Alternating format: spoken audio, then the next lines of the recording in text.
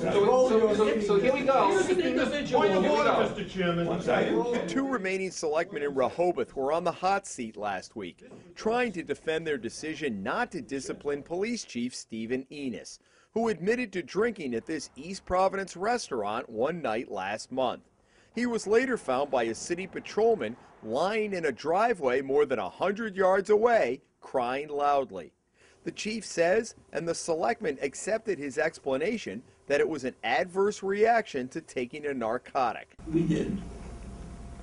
We thought it was a pretty thorough investigation. The chief should have been placed on administrative leave immediately. Selectman Kevin McBride told his fellow board members just that at their December 20th meeting, but his advice fell on deaf ears. McBride, a major general in the National Guard, resigned as a selectman earlier this month, in part because of how his colleagues Ken Foley and Don Leffert have handled the chief's situation. He sat down this week with the Hummel Report for his first interview since resigning. And without question, we needed to do an external investigation. And my recommendation was to submit a request to the State Attorney General requesting that the Massachusetts State Police conduct an external investigation. It was the only way for this board to reinstate the police chief's credibility. Instead, Leffert took it upon himself. I will say I am not an investigator, no. But it doesn't take a rocket scientist to go and interview people that were there that night and ask them questions pertaining to the incident. But Leffert didn't leave Rehoboth, conducting the whole investigation by phone. So we did a little digging of our own the past 3 weeks, talking to someone that the selectmen missed. The woman who called 911 that night when Enos woke her up screaming from in front of her house. The witness told us and the police Enos was yelling, quote, "I want to die," then "kill me," repeatedly. She saw him try to stuff a lit cigarette in his front pocket, then stagger and hit his head on this fence, falling to the ground. Finally, an officer had to grab Enos by the collar of his jacket when he tried to run away. Chief Enos told Leffert he was taking the narcotic Vicodin for a medical procedure, but drove his unmarked cruiser to the Riviera Inn anyway, and had his service revolver with him, but locked it in the car, giving the keys to somebody else. He screwed up. That's it. Have you ever screwed up? I know I have. We pressed the selectman for more details after last week's meeting. He had taken Vicodin earlier in the day, about 2 in the afternoon, a half a dose. Closest I can come to is like 7 o'clock. He had a drink. Whether it was bought for him or he bought it, I don't know. It was a Captain Morgan and Coke. No one could tell me. He doesn't remember finishing it. It was only one. Nobody else saw him with another drink. Leffert says the chief at some point went out for fresh air, but somehow walked more than 100 yards up North Broadway, winding up in this driveway nearly 3 hours after he had said he had the one drink, and a full 8 hours after taking the half dose of Vicodin. Leffert had said publicly he spoke with the owner of the restaurant, other people who were there that night, and Officer Richard Cadero, who took the report.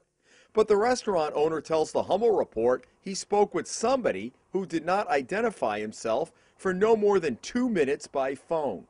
And we found that Chief Enos, a former lieutenant on the East Providence Police Department, furnished Leffert with the patrolman's cell phone number, in effect participating in his own investigation.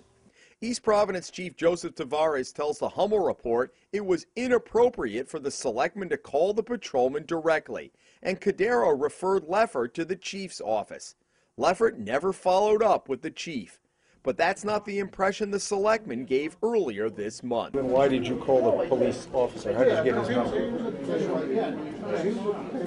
I don't know, I just had it. I was able to obtain his number. In fact, you got a cell phone number from Chief Enos, did you not? Okay, yeah, so if I did. And the statement you had given Mr. Leffert at the last meeting seemed to indicate that you talked directly to the police. And in fact, you did you? I spoke, like I told you, I spoke to Rich Cadero. Yeah, but he didn't offer you, he didn't offer anything else. He didn't offer any information, no. So I wasn't wrong saying I didn't speak to him, because I did speak to him, but he wouldn't talk back to me.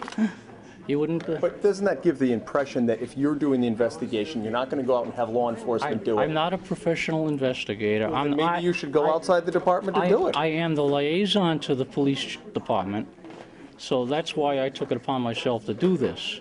I never really felt that it was a complete and thorough investigation or so-called investigation. It may have been an inquiry on his part. You know, where I come from, you've got informal inquiries and then you have formal investigations. And clearly, in my mind, this situation warranted a formal investigation by an external agency. I support Chief Venus. I think he's done a good job. It's been a difficult job coming into this town. Is it fair to say, though, that in your mind, the so-called investigation by Mr. Leffert and, on behalf of the town has left more questions in your mind than answers? Absolutely.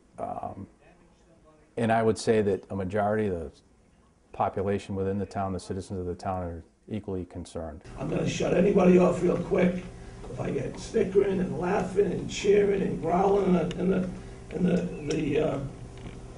audience here. I'm going to shut it off. Do you think it's too late to have somebody come in and take Absolutely not. I think it needs to be done.